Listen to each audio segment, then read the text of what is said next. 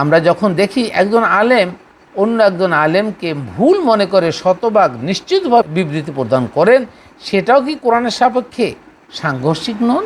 উদাহরণস্বরূপ, আজকে আমি যা লিখছি ও কি শতভাগ সত্য তা নিশ্চিতভাবে বলা যাবে? মোটেই না। আমরা বলতে পারি এগুলো সত্যের কাছাকাছি বা আপেক্ষিক সত্য।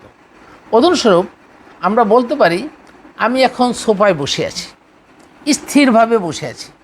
এখানে স্থির শব্দটি বা এই কথাটি আপেক্ষিক সত্য, কারণ আমি যে ঘরে বসে আছি এই ঘরের সাপেক্ষে কিন্তু আমি স্থির। কিন্তু পৃথিবী যেভাবে সূর্যের চারিদিকে ঘূর্ণায়মান, তাতে আমিও কিন্তু ঘূর্ণায়মান। তাই সূর্যের সাপেক্ষে পৃথিবী তথা আমরা কেহই স্থিরভাবে বসে থাকতে পারি না।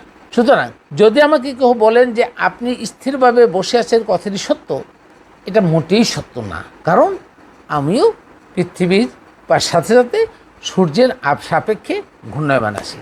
অতএব সকলকে গভীরভাবে চিন্তা গবেষণা করে সঠিকভাবে জীবন পরিচালনা করার জন্য অনুরোধ করছি।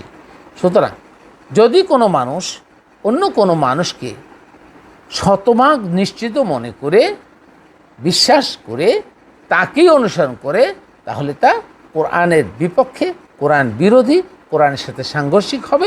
এটা মোটেই যুক্তিযুক্ত নয়।